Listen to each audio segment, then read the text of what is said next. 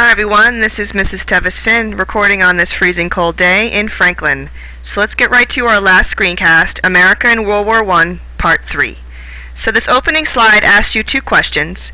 What were the causes of World War I? So review Main, M-A-I-N, and also how do they relate to Wilson's plan for peace? So I want you to think back also to the four things that brought the United States into World War I. And this is a great cartoon showing the leaders of Europe sitting on top of this boiling pot known as the Balkan Troubles.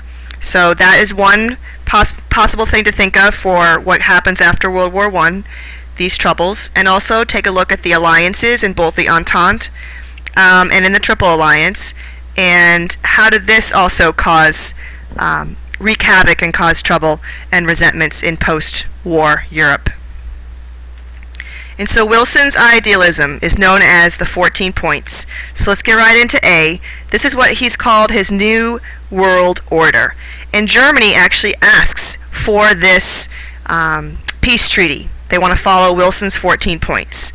We'll see whether or not France and Great Britain allow it, but Germany certainly sees Wilson as the answer.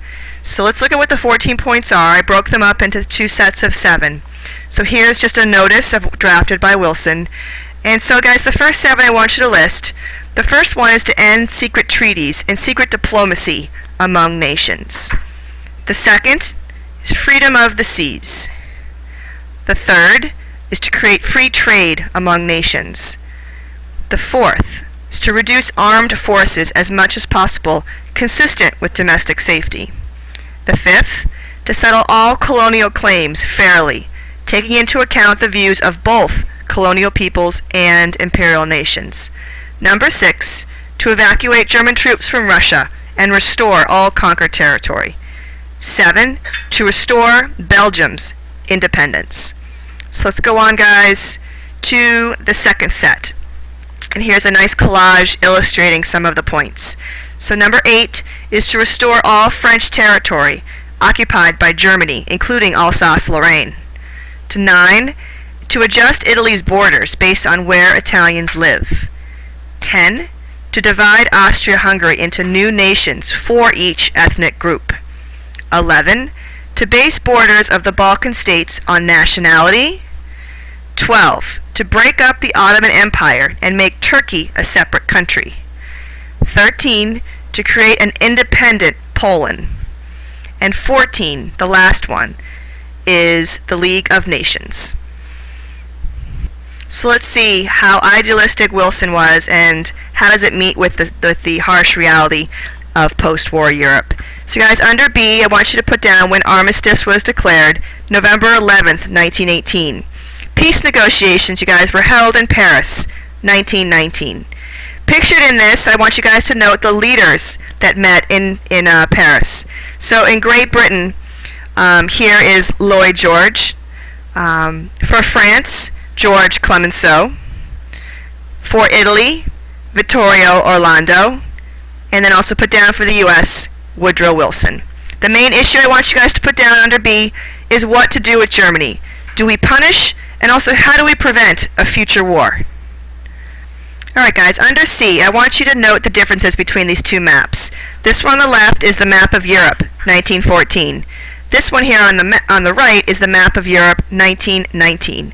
Please take a moment. You can pause this screencast and write down as many differences as you see between these two maps.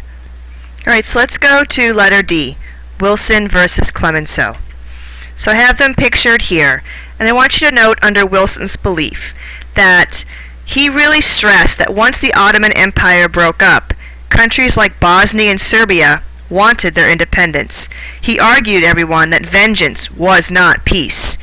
So with the countries such as Bosnia and Serbia, he argued for the policy of self-determination, right? The right to rule.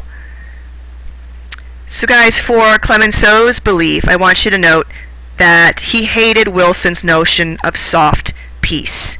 And what he tried to do is he wanted to make Germany pay for the war. Pictured here is one of the beautiful ornate halls in Versailles where the treaty was signed. And so I want you to note the 5 points under letter E. So, Germany the troops had to return captured territory. Second point, Germany became divided. Third, Germany was responsible for wartime losses. That would be economic. Fourth, Germany's army and navy were limited. No air force. And last, Germany was forced to sign the treaty here or face being invaded by France. Should not be overlooked is the second treaty to end World War I is the Treaty of Saint-Germain. Shown here, guys, is the breakup of the Austria-Hungary Empire. So under F, guys, for that treaty, number 1, please put down the empire is dissolved. Austria becomes a single country. Number 3, guys, is 4 new nations are recognized. Hungary, Czechoslovakia, Poland, and Yugoslavia. Number 4 is that they may not unite with Germany. And 5 is that they must have a limited army. Let's look at the last letter, controversy with League of Nations. So this is a great little cartoon, the gap in the bridge. And that certainly is missing piece right here. That's us. So guys, in the League, in the Charter, Article 26, you guys could put down for number 1, is that the League requires international agreement to prevent aggression and war. And so an attack on one means an attack on all. And so how do we get the U.S. to agree? And so under number 2, you guys should know that the Senate was against Wilson's plan for peace. For the Senate, you guys can put down that they rejected the League of Nations 3 times between 1919 and 1920. For number 3, guys, the group that was against him was led by this man here, Senator Henry Cabot Lodge. His group was known as the Irreconcilable, and they preyed on the public's fear of another great war. For remember, an attack on one means an attack on all, so that could possibly draw the United States back in. So, Lodge certainly led an effective campaign against Wilson.